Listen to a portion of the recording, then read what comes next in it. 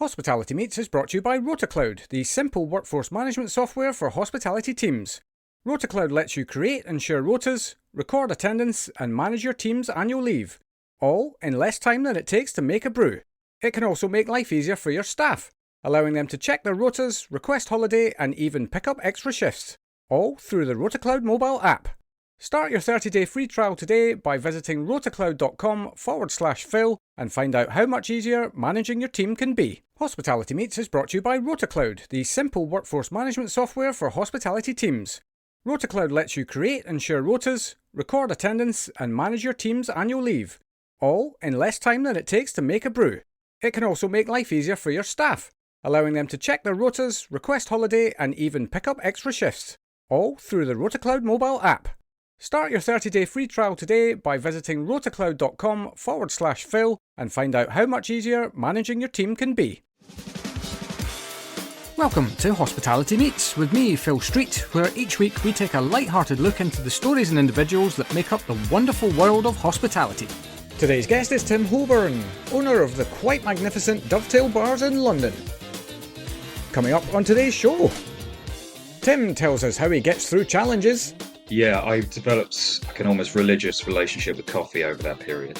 Phil tells us his DIY capability. By God, I wish I had that mindset when it came to doing DIY. And Tim gives us a tactic for removing fighting from your venue. No one has ever had a fight with Britney Spears playing in the background. All that and so much more as Tim chats us through his truly epic journey so far. Tim is very free with his entrepreneurial lessons and stories, and there's definitely something in here for everyone. So please don't forget to hit that subscribe button and give us a like and a share wherever you can. Enjoy! And a huge Hospitality Meets welcome to Tim Hobern. Thank you for having me. How are you doing? I'm really well today, and yourself? Yeah, can't complain. Well, and what's the saying? Even if I did, nobody would listen. So just got to crack on. But yeah, just tell the world what it is that you do. So that's quite an interesting question. So about 18 months or so ago, I opened my first bar in Covent Garden, which wasn't me technically opening a bar, but it was starting a residency in a little Chinese restaurant just on Russell Street.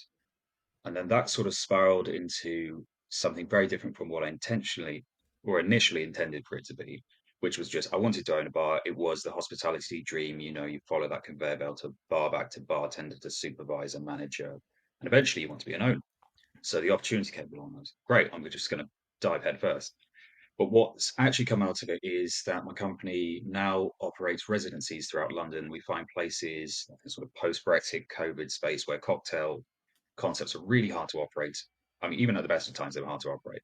But now there's so many problems that people are just finding that although they may have a licensed space and where they may have somewhere in their venue they want to do cocktails, they just find they can't do it properly. So we come in and we execute a bar concept, which is what Dovetail Bars do. We integrate into spaces, we create cocktail concepts, and we allow people to elevate their offering.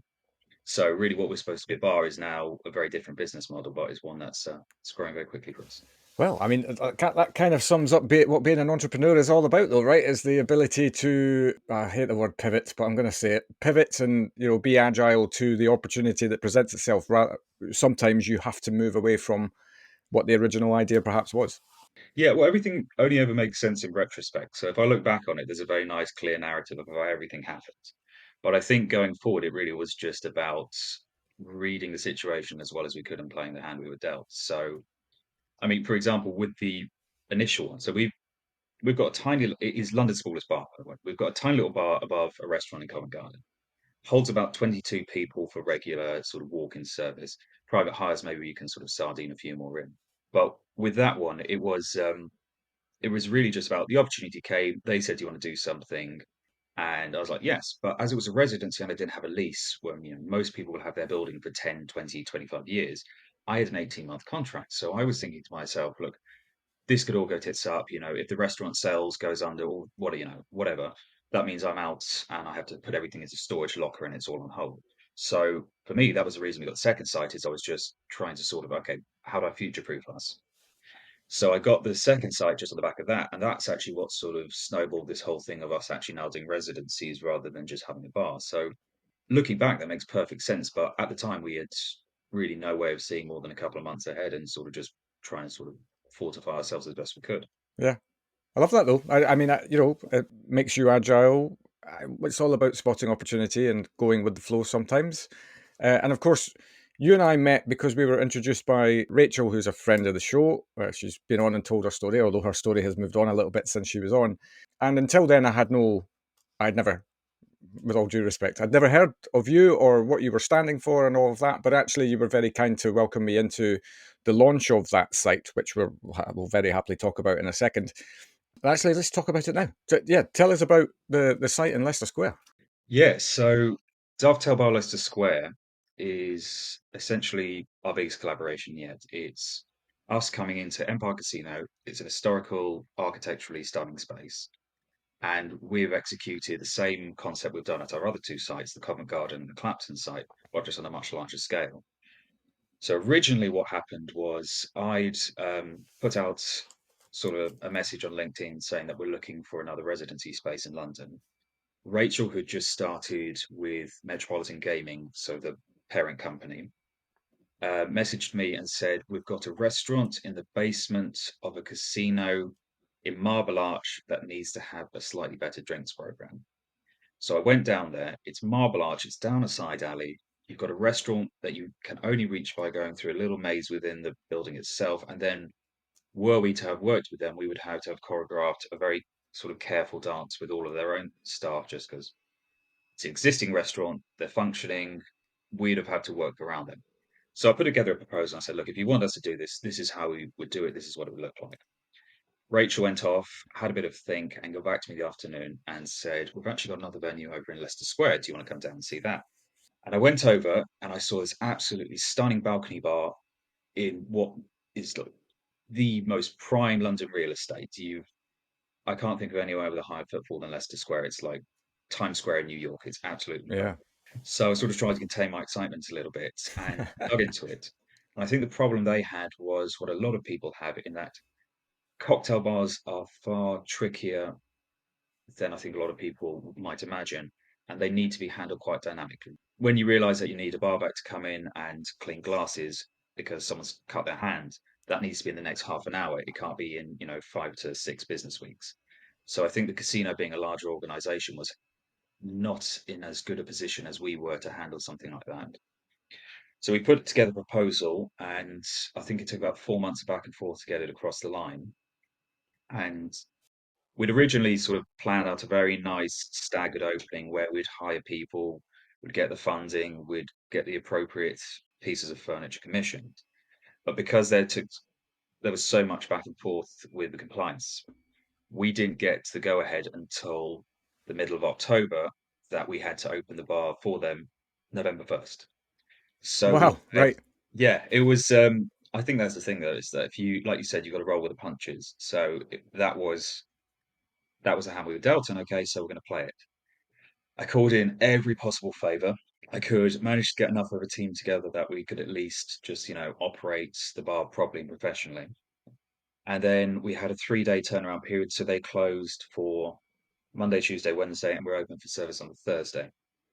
So we didn't have time to get any special furniture commissioned. We didn't have time to get the place properly refurbished, redecorated. It was all just what do we need to operate a functional bar? So we bought the furniture, the banquettes, and some chairs from a restaurant that was going out of business in Sorbiton. I'd done some upholstery for another venue that I'd opened in Clapton, so we took all the tools and we just did this ourselves. So 72 sleepless hours, we just completely ripped out everything we could and just installed furniture, got the pre-batches in, got all the bottles, got the back bar looking like a dovetail back bar, and yeah, we just we hit the ground running and sort of just adapted as we went. So Yeah, yeah, to say the um, least.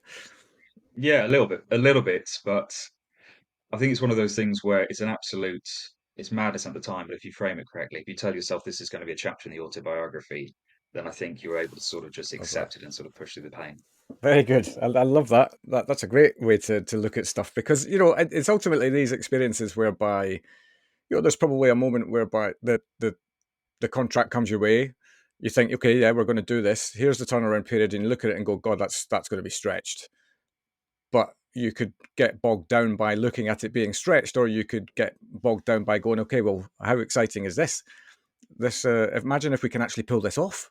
Yeah, I think that's the real magic I've found is I remember when I walked into the little room above the Chinese restaurants the first time, and I could just picture it. Like I could look around, I could visualize it, I could see, okay, that's where I'm going to put the glass wash, that's where people are going to sit. The bartender's going to come around this way. I could visualize it all, I could see it in my head. And I think having that vision, that's something to work towards, allows you to maybe tolerate much more than you would if, you were directionless. And then again, I think like that's kind of the bit we've got to accept that if it was easy, we would be here. So if you're going to operate a residency, it's because people have already run into troubles doing it themselves. So there's not going to be a lot of low hanging fruit in this space. You need to go in and be like a bit of a problem solver and need to be able to do things that other people may not be able or willing to do. Very interesting. Very interesting. Well, we'll come back to that because actually, what I would love to explore as well is take us all the way back to the beginning of your career. Where did this passion for bars come from, and kind of how did you get started in hospitality in the first place? Well, so my family moved around a lot for my father's work. He was working as a programmer, so originally for IBM back in the day. He did that fresh out of uni. He'd done classics, which is absolutely useless because, what do? You maybe teach it. So this was 1987, I think he left university, and he ended up taking the linguistics side, getting a job with IBM when programming was starting to become a viable career path. He got sent all over the world. We ended up when I was 16 in Australia, so I was a permanent resident, but I wasn't a citizen, so it meant I was allowed to stay there. I was allowed to go to uni, but I wasn't going to get any government support for it. So the way I managed to pay my uni fees was just I got myself a job, and I got myself first job that essentially called me back, which was in a little family restaurant in the middle of Canberra. So Canberra, by the way, for those who aren't familiar, is the capital of Australia. It is the legal capital. It is not the cultural capital. It's not the biggest city. It's not where anything exciting happens. It's like the Milton Keynes of Australia. You're So basically you're doing your best to play this down as yeah, it's not like it's Sydney I or just don't want I Melbourne don't or want to get anyone excited about heading over to Canberra. It's got its charms, but it's small. yeah. So I got a job in a family restaurant there. I did that for a year and a bit, and then I was looking for a new job, and a friend of mine from uni said, "We're looking for a bar back at our cocktail bar. Do you want to come down and do a trial?" I did that. I had a great time, and that was my transition into bars. So I started doing that job. I then got sent to a few of their other venues because they had some nightclubs. So I did some bar back in there. Ended up actually after that moving into coffee just because it was more viable with uni. So I did a lot of barista stuff. Then I sort of moved back into bars just for a little bit towards the end of my uni degree. Decided because I had English parents, I wanted to go back to London just for a year, sort of see what it was about. I'd not lived in England since I was 9. I sort of wanted to revisit. I thought it'd be for 6 months to a year. 9 years later, here I still am. But when I moved to London, I got a job in Camden because I still have my Australian number. So on my CV that I sort of handed out to everyone, no one was really able to properly figure out how to call it because you had some zeros and pluses and whatever you wanted there. So the first place to offer me a job, well, it's not strictly true. There was a little Irish pub around the corner that offered me a cash in hand gig that was just a little bit too dodgy for me at the Yes. time. So I took a job at Lockside in Camden, it's a bar that does cocktails, and it's It's not a not bar. right next to the lock, is it? There's a couple. So there's Lock 17, which is on the other side. Camden is sort of along the top. So it's along the top of the market. So it's flight of stairs up. It's been around for ages. It's an interesting bar, not because any good bartenders necessarily went to work there, but it produced a lot of good bartenders. So it was a very high volume environment. They'd taken a lot of pride in their cocktail program historically. So it was a good place to sort of cut your teeth. You got used to dealing with intensely high volume. They'd be doing £25,000 nights with 4 or 5 bar stations. So Wow. Yeah. it was a good place to start to get a feel of the London bar scene. And then I ended up meeting some people there who I think sort of opened my eyes to quite how deep the rabbit hole went with cocktails and London bar industry. So I went to visit Nightjar, I went to visit Kalu Calais, and I realized actually this is really cool and this is something I'd like to be a part of. So that's how I got started here, and then I sort of floated about a little bit. I worked at a restaurant in Hoxton as the AGM until 2019 when I moved over to Old Street Records. Old Street Records is a live music space. Again, very, very high volume bar. So I did that for a couple of years. Started as the AGM. I went on to the general manager position end of 2019, which was, I think, quite an interesting time to start, really get your first manager position is going Yeah. into COVID. Yeah. So I did that until the end of 2020, and I moved over to Covent Garden Social Club, which was probably the biggest influence in my career because that was owned by a man called JJ Goodman, who'd opened that in, I want to say, 2008, and it was the venue that was a catalyst for London Cocktail Club. So obviously, London Cocktail Club it's an institution, it's a massive part of the London bar scene, and it's been a driving force for like over a decade. So Social Club had just gone independent because LCC was being primed to be sold. It was going to go public. Nightcap purchased it, but JJ, as it was his first bar and it was in the theatre that his mother operated, just wanted to keep it maybe a bit out of sentimentality's sake, maybe just optimistically thinking, it's making a lot of money now, so it should be fine. He kept that bar, it went independent, it was having some trouble. I went over there just before lockdown two, which was a terrible time to be going anywhere, but managed to make it through. We in reopened in sort of, I think it was it May 21st of 2020, that'd be Two. 2022 then. No, 2021, yeah. So reopened, managed to get a team together for that, and I did that for a couple of years. And then I ended up sort of leaving, doing a bit of work consulting, which is how I ended up getting the site over for Dovetail One. Right, right, right. Apologies, by the way, if that was a longer answer than you were looking for, No, but no, not at all, not at all. We'll come back and cover off some stuff as well because I always fascinated by people's journeys and why you do the things you do. And it sounds like that first bar, the Lockside Bar, I think you called it, that was the place where you first started to feel like this pull to like you might be in now. Is that fair to say? it was it was a weird it was a weird relationship I had with a lot because the thing is, like I said, everything always makes sense retrospectively. So the whole narrative is nice and clean when I look backwards. But at the time, it was I think I was just a little bit enamored by something as complex. Well, okay, I was enamored by realizing that something I thought was quite simple, quite basic, quite straightforward could be taken to such a high level. Right, Because when I've been in Australia, firstly, cocktail renaissance hadn't hit there by the time I had sort of left uni, or at least not in any of the venues I was working at. So still quite basic, espresso martini was probably about the highest form of mixology you could have at the time. right, And so when I came to London and just saw how good some people were at their job and how far you could take this thing, I was just absolutely blown away. And it was like, I want to understand this thing. So I want to get involved in it.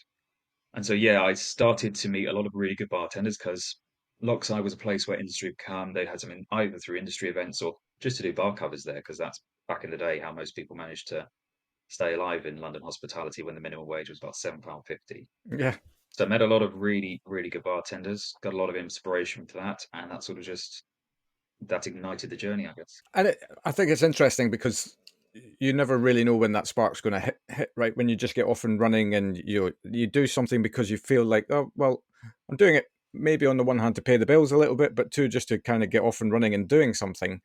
Sometimes you need influence from somewhere to be that thing that ignites the fire, take the spark to be a fire, as it were. Yeah, and it's also, I mean, I think I've got quite an obsessive personality. So for me, Something to the moment I uh, real you've just the admitted moment I that in a realized there public was like forum. all these little rabbit holes to go down, I was like, I'd be reading classic specs on the bus, reading about different wines, spirits. I was really, really, really obsessed with trying to understand how cocktails worked, what was a history. So really, really had a deep dive into that for a couple of years before I sort of found myself more on the management side of things. But yeah, I think definitely it's not a job as well you'd want to do without that little bit of passion, that little bit of sort of that drive to do things for the sake of, for love of the game, really. Yeah, absolutely. So, you were there as a bartender? Started as a bartender, then as a supervisor, then duty manager, then bar manager. So it was quite quick progression there, which I think is well, it's really weird because I mean, for me, I think a lot of us do, but mentally, I think of hospitality pre and post COVID, like two entirely different scenes. Mm, So with the London bar scene, I know people who would stay as the assistant bar manager at a restaurant for 4 years waiting to get their big break because that's what you did, is that you really needed to pay your dues back in the day. And maybe because I was a little younger, a little bit more impatient, the fact that I could progress quickly, I really like that. I mean, that's obviously also a reflection of just a lot of other things. If you're able to progress quite quickly, that means, that's because openings come up a lot, which is for various reasons. But yeah, I was able to progress really quickly, and that was good for me in that I was able to get a lot of experience and do a lot of things I might not have been able to do had I been moving up more slowly. But it also meant that obviously, I made all the mistakes that you do when you're sort of thrown in the deep end and just told to swim. So, yeah. well, at least it was with someone else's money. That's always my sort of saving grace is if I'm going to learn a lesson, it's probably better if it's someone else's expense than my own. Very good. Well, I mean, let's hopefully you've learned all the lessons then. I don't think that's probably happened. There's probably a few more lessons to be learned yet. But yeah, I think it's a really good point though, because you kind of have to make the mistakes to get the learning that you need to progress, right? And I think there's uh, probably two types of companies out there that whereby opportunity presents itself frequently for people, and you can climb the ladder quickly, which is great as long as you're being supported to do it, rather than being hung out to dry, as it were.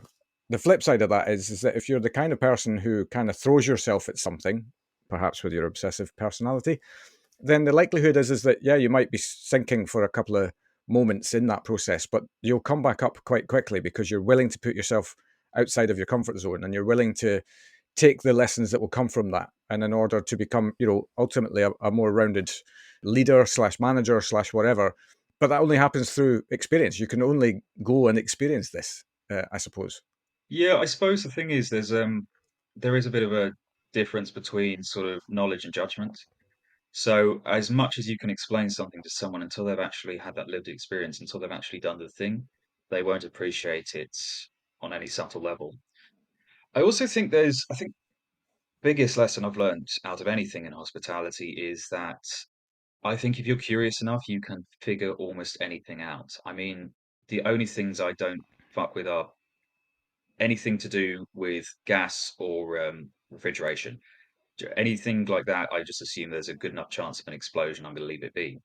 But almost everything else you can work out yourself. You can sit down. That someone's done it before, so there's probably a blueprint somewhere if you're willing to go and ask with enough humility. Someone will explain something. You can go and watch a YouTube video. You can figure it out. So that's been, I think, my saving grace is just maybe it's sort of the arrogance to assume that if someone else can do it, I can do it too. I don't think that's arrogant. I think that's a really positive mindset to have. And by God, I wish I had that mindset when it came to doing DIY at home. And my mindset is that there's definitely somebody out there who can do a better job at this than me. So I will hire them to do that. Yeah, but I suppose there there's a temptation where you're looking at a job from the outside you've never done before to imagine that it's much more complex than you could ever achieve. So I think it's often people sort of build these things up in their mind. They make them out to be sort of large, insurmountable challenges when really, if you sort of just break it down into smaller component tasks, there's nothing we do in hospitality that is uniquely challenging or difficult.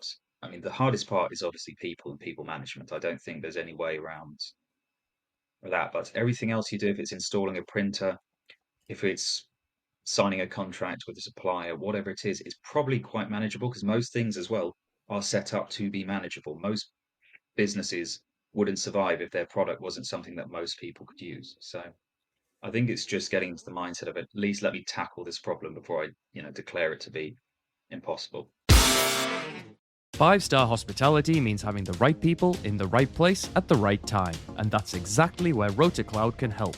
RotaCloud is the online platform that makes planning rotas, recording attendance, and managing annual leave easy. Its simple drag and drop interface lets you create and share rotas with your team in minutes, while our built-in budgeting tools mean you'll know exactly how much you're spending on staffing before sending the rota out. RotaCloud also makes life easier for your staff, allowing them to check their rotas, request time off, and pick up extra shifts, all through the RotaCloud mobile app. Start your 30-day free trial today by visiting rotacloud.com/Phil and find out how much easier managing your team can be. Yeah, love that as well. There's a great message in there for everyone, I think, because I think a lot of the time we fill in our own blanks on what something might be like without actually having experienced it. And until you experience it, you're never really truly going to know. So just give it a go. What's the worst thing that will happen? Yeah. Yeah. Yeah, you just need to resist the impulse to catastrophize everything. I mean, the best problem solvers I've met though have, I think, just there's been the tinge of arrogance where it has been the refusal to accept that there's something that they're not able to do. Yeah. So when did the kind of the pull towards entrepreneurialism start rearing its head in your journey? So Old Street Records was part of a chain. There was originally Vent Street Records, then Northcote Records, then Old Street Records, and that was followed after I joined by East Street Records. Everything on their end was done in-house. So reservations, contracts, hiring, hiring and firing to a degree was done in-house, but major managerial posts were hired by operations. So really the general manager role there was your day-to-day operations, obviously things like orders, stock checks, general checklists you do, but you didn't really do any of the big picture stuff.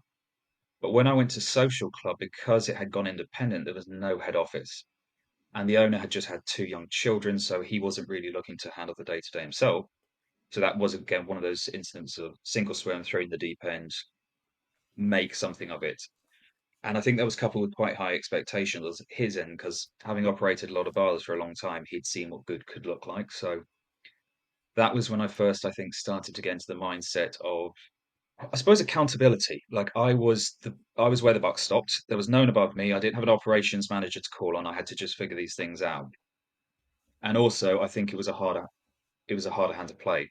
Old Street Records is on the corner of Curtin Road and Old Street in Shoreditch.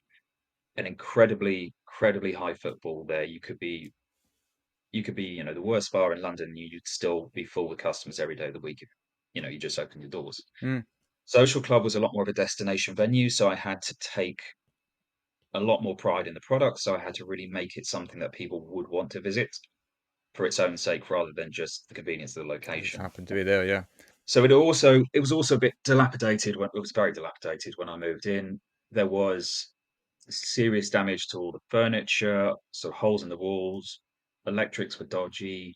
Nothing had been painted, nothing had been varnished. Sounds great. It looked like an absolute. Well, actually, no. I'll dial that back a little bit. It was in need of some love and repair. So that was, I think, what I started to do the entrepreneurial thing of just, first thing you do is you just get a can of paint and you start to make things a little bit more presentable. You start to tidy things up a little bit. So that was the first step, is just making everything more presentable. We didn't like some of the printers didn't work, and I guess that was the thing, is call up the EPOS company and just be like, guys, what do I do to get this working? And then just sort of work through them there and slowly start to tick it off. One of the girls I worked with at the time called these dopamine projects, and I really like that because it's stuck with me since. It's the little things where once you've ticked it off, once you've actually done it, you get that little surge of dopamine. You feel like there's something you've achieved there. So I think Like that. doing all the little projects around there, and then like then I was okay. I'm going to get the reservation system set up properly, because it wasn't design my night was they'd done nothing. They hadn't got a floor plan. They hadn't got anything there. So getting that ticked off and starting to tick off that and get a new website made, and then get some signs for the outside. Make sure we've got the A-boy or license in order. All those things that you start to tick off eventually. That, I think, was where it really got me into a very different mindset about taking ownership of the outcome rather than just being part of the process. Mm. So actually, okay, this is where we need to go. I may not have the blueprint, I may not have the roadmap, but I've got to work us to that. I've got to work us there some way. So that's, I think, where the mindset really started to shift. Yeah, and once again, right, you're thrown into a situation whereby you have no choice but to learn on the job almost, and just work towards making things better. And that's one step at a time. And as you say, tick off some low hanging fruit quickly with a lick of paint and all of that kind of thing, and then just move forward from there. And these are all, I suppose, things that you then bring into your entrepreneurial life. Is that sometimes things are, you don't know what you're going to walk into sometimes, and especially when you're taking over something that, as you say, maybe the model hasn't worked for the previous incumbent, so there's going to be all manner of things that need to be sussed out, kind of, which with the best planning in the world, you're just never going to know until you get in. Yeah, I mean, I think to be successful in this industry, you need to be very comfortable in very dynamic environments. But yeah, again, I think it's about the mindset of you've got to own the outcome. It doesn't matter if the process isn't working, you need to readjust your process, because it's all fine and good to say I was told to do this, but if it's not bearing any fruit, then you need to rethink. So I think when I was just left to my own devices and given a goal, that was much better for me, because it allowed me to actually start to take some accountability and actually just take a step back and reflect on what I was doing. And I think looking back on my career, for the most part, I think I think a lot of time I was just doing what I was told to do. And I think there's got to be that shift at some point where you think, okay, why am I doing this? What's the reason? Is this the best way? So it really sort of instilled some self-awareness in me. Totally. You must have some stories from I mean, the bar, not the bar scene is rife with stories of all sorts anyway, but yeah, what are some wonderful anecdotes that you could share with us? I don't know. So it's one of those ones. How many of those are? How many of those bear repeating Well, all of is a them, question. but maybe not in a public domain. Well, I suppose the most intense thing that ever happened to us was sort of summer of 2017, when I was still in Camden. I had the barback sprint around the corner to us and say there was a fire, which we assumed was just coming from the kitchen. We go to have a look, realize that he's talking about the building opposite us, and which has just started to go up in flames. You can see smoke coming out of the windows, which was followed very quickly by the security from Camden Market running over with tiny, I mean, really sort of home kitchen style fire extinguishers, smashing in the windows, spraying those inside, and creating a backdraft, which immediately just caused the roof to explode. Ah, And God. yeah, I don't know. Maybe I'm throwing some of the deep end there, but this is 7 years after the fact, so I'm sure the insurance has all been settled Yeah, out there. there's zero legal So repercussions we had here. to get back. Yeah, we had to get back from that, and so we emptied out the safe, assuming that the whole building was going to burn down. Took a couple of beers out of the fridge and just the watched the buildings sequentially sort of explode into flames from the balcony until we had to leave. So that for me was, I think, the most intense experience I've had in my hospitality career. There's been some big fights, you witness and everything, but there's nothing quite as surreal as being that close to a giant fire. Yeah, God, no doubt. And interesting, you mentioned fights as well. I don't think anybody who's ever worked in a bar hasn't witnessed something interesting on that front. Yeah, I mean, it's one of those ones where I look back on it and I think so many of them are so preventable. But yeah, there's been quite a few fights I witnessed, especially in Camden. It was the crowd there. You get a lot of young guys finding the venue that had the latest license. They all were all spilling in there, very close space. People bumped each other. Fights erupted. I generally think that fights are one of those things where 90% of your trouble comes from 10% of your customers. If you can properly curate the crowd, if you can turn away the people who are going to start the fights, you just you can prevent almost all of them if you just cut it off at the pass. Yeah, I mean, Camden is an interesting part of town. My first job off ships, I worked on ships for 5 years, and then took a job in Cocoa, which what used to be called the Camden Palace, and as I understand it, under the previous management, had a bit of a notorious reputation, and even to the point when we opened that, there was a period where we had to get rid of like the old kind of ways and all of that. We'd still get the old clientele coming in, but we're basically one trying to price them out of coming in, two dealing with them as it kind of happened. And there was some really interesting stuff happened in that time. People knew the fire exits that were a little bit weird and dodgy, and so you learn on the job. Despite the fact that you've had the fire inspector around and everything looks safe, people sometimes find a way, and all of that stuff that was going on. And I had no idea. I came to London completely naive to the fact that this was once upon a time a place that had a hell of a reputation. And thankfully, the new owners have cleaned it up, and it's now a pretty thriving venue in that part of town.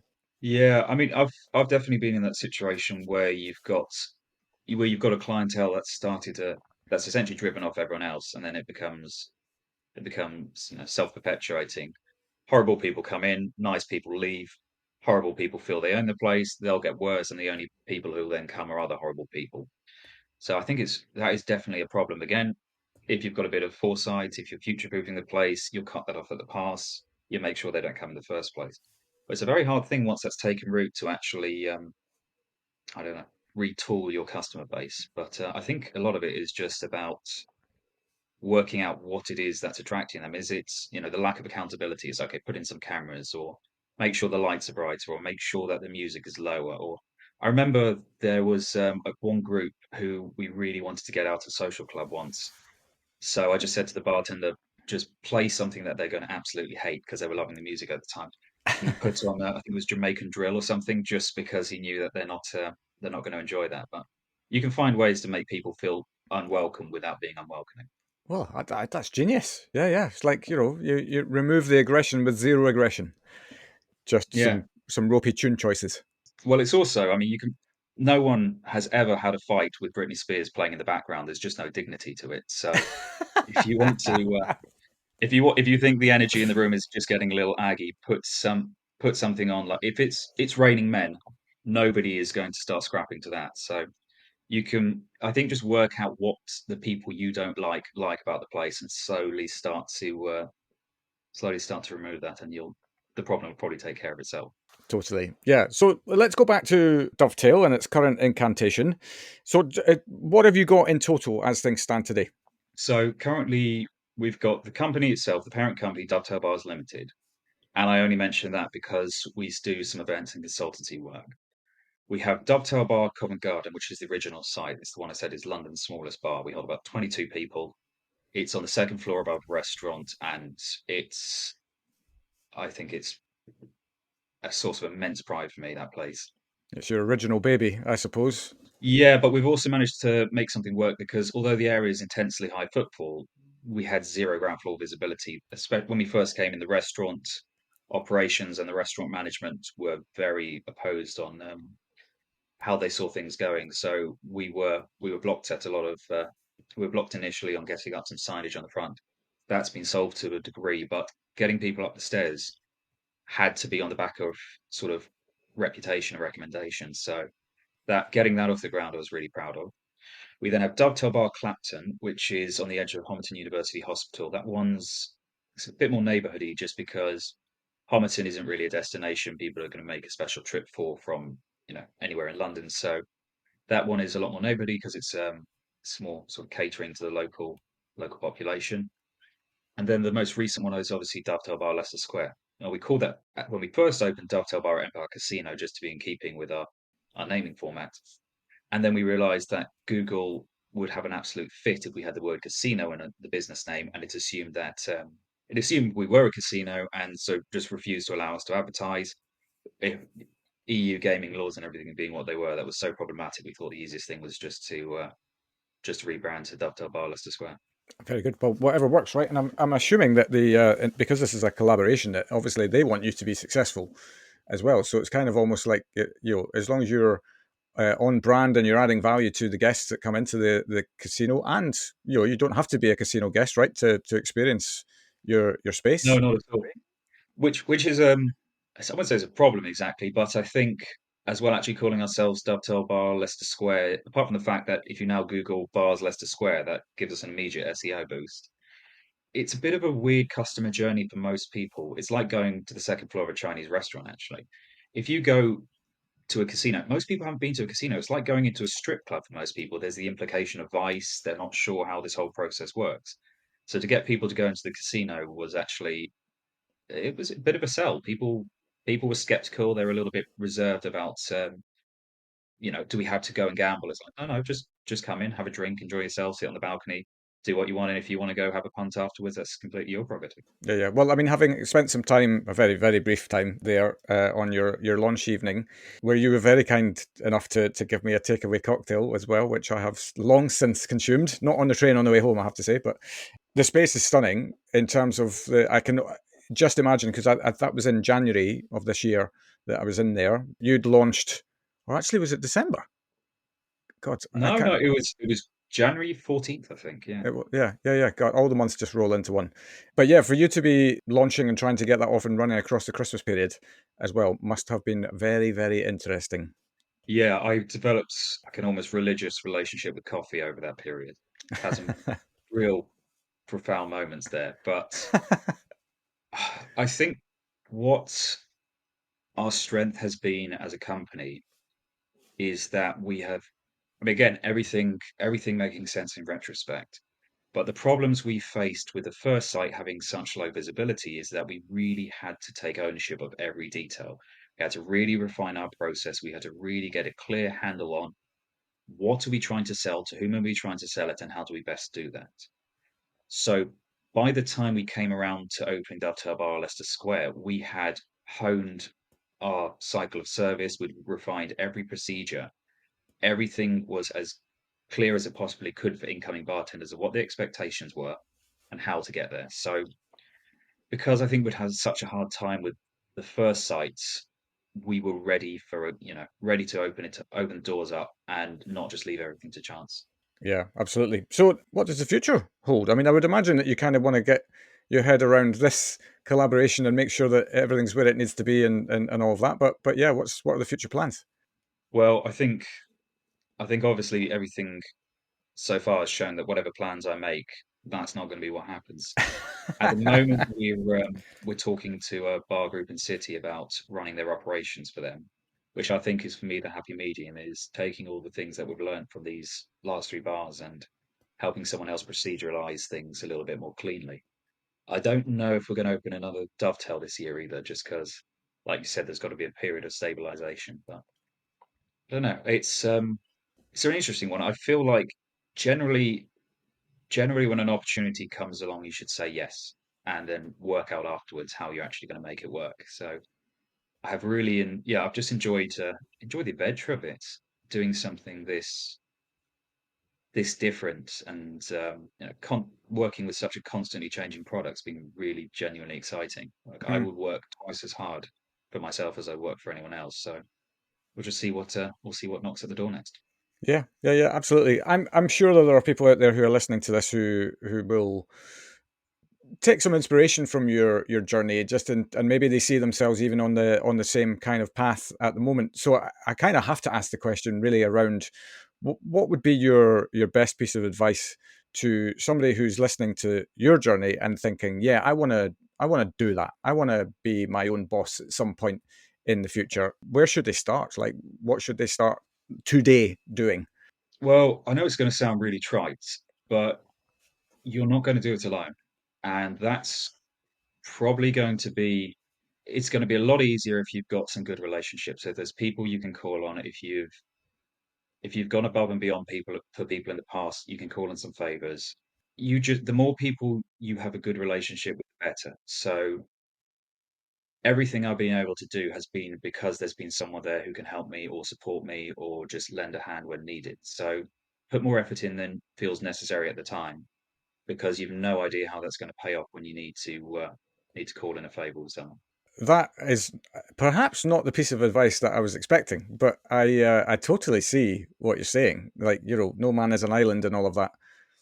Very much. Everything I think the problem you're often running into is that there's a lot of gatekeeping in every industry, I'm sure, but people aren't people will really appreciate you if you go out of your way to teach them things. And teaching, apart from the fact that teaching things is the best way to make yourself stronger at something, people will remember the efforts that you went to help them out. And that is going to help you tremendously because no man is an island. You are going to have some very dark days. You're going to have some very tiring days. And if there's someone there you can lean on, it's going to make it infinitely easier. Hmm. If you try and do everything yourself, well, you're just going to crash and burn. So have that support network that you've built over however many years, and you might be able to get away with it. Yeah, yeah. And if you haven't got that support network, start building it now. Yeah, thank you so much. I mean, what a really interesting journey you've had so far. I'll be very, very interested to see what happens next. I must come and spend a bit more time with you in one of your venues as well. I kept thinking to myself when you said that you've got operate the smallest bar in London, that must be good for marketing from a tourism perspective, I'd have thought. You would think so, but the problem I think is that people only give you such a cursory glance when they look at you online. They'll see decent ratings, a few nice photos. Google says you do cocktails, you're close by. That's enough reason for people to go. So what's actually been weird is the customer journey, or rather, witnessing the customer journey. So when people come up the stairs and walk into the room and look around and see somewhere about the size of most people's living rooms, you can see there's like they're a bit taken back. There's a bit of skepticism there. Right. But it's actually been the other way in that there's often a process of trying to win people over and actually demonstrate that we will do things really well. You're going to have great drinks, you're going to have great service, and you're really going to enjoy yourself. So yeah, overcoming people's initial suspicions been a bit of a thing. Well, I'm intrigued. I'm intrigued. I definitely will. I want to see. I want to see London's smallest bar. So I Please do will. let me know when you come down. Yeah, for sure. Fantastic. Tim, thank you so much for your time. A really, really interesting journey you have. Really brilliant what I think you're doing in the bar space as well. And wish you guys all the very best with the next phase of your journey, whatever that looks like. But obviously, don't plan it. Just go with the flow. Exactly. Well, thanks so much for having me. No worries at all. Have a good one. Okay. And there we have it. I love that this industry allows us to bump into the most interesting characters, and I'll be forever grateful to Tim for the learning from his lessons and some bigger thinking for us all. Get yourself over to Leicester Square, his bar is epic. We will of course be back next Wednesday with another amazing story from hospitality, so until then, have an awesome week, and I'll see you then.